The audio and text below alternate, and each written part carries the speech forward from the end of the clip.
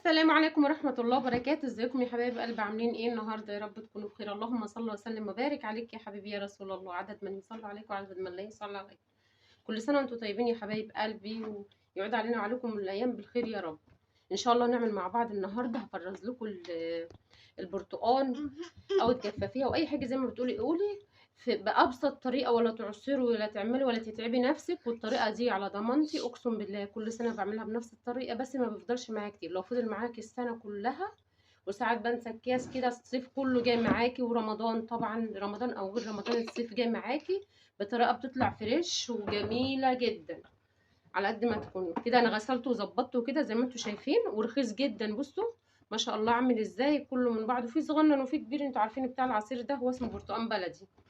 انت عارفه انا جايباه من السوق التلاتة بعشرة، والله كانت الست بتقول بخمسة، وبعدين تعالي باربعة مش عارفه ايه، قلت لها التلاتة بعشرة ادتهم. جيبي كميه على قدك ويلا بينا هنقشره.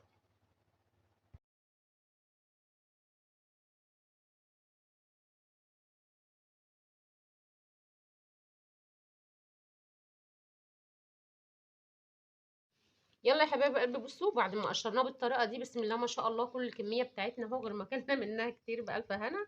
قشريه كده بس، ولا تعصري ولا تتعبي نفسك. وكل بيقولك يعني ايه الحاجه ما بتحطها في الفريزر بتبقى مالكه نفسها كده، يعني ايه بتبقى زي الواحد اللي عنده مناعه اقوى، ولا تكرف حاجه ولا تغير طعم ولا تتعبي نفسك. جربي البرتقال ده.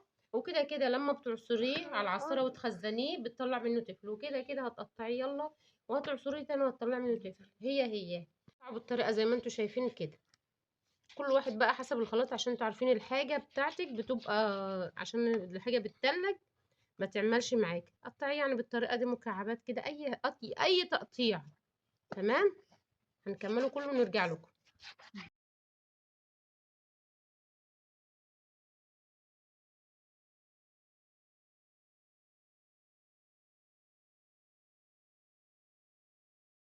بصوا يا حبايب قلبي، زي ما انتم شايفين كده، بعد ما قطعناه وظبطناه اهو، بتحطيه بالطريقه دي عادي على قد الكميه بتاعتك بقى.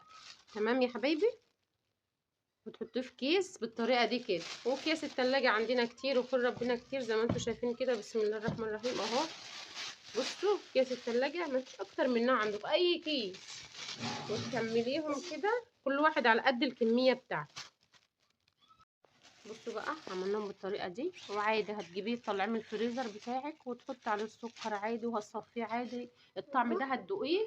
اجمل حاجه السنه دي بقى كده تعمليه، ولا تعصريه ولا تتعبي نفسك، وجربي على الطريقه دي وعلى ضمانتي ان شاء الله. واللي يجرب يكتب لي في الكومنتات او يكتب لي على الخاص ان شاء الله. واللي عايز حاجه يكتبها لي وانا هرد ان شاء الله على تعليقاتكم باذن الله ان شاء الله رضا ربنا. ما تنسوناش في اللايك والسبسكرايب وتفعلوا زر الجرس. وكل سنه وانتم طيبين، والسلام عليكم ورحمه الله وبركاته.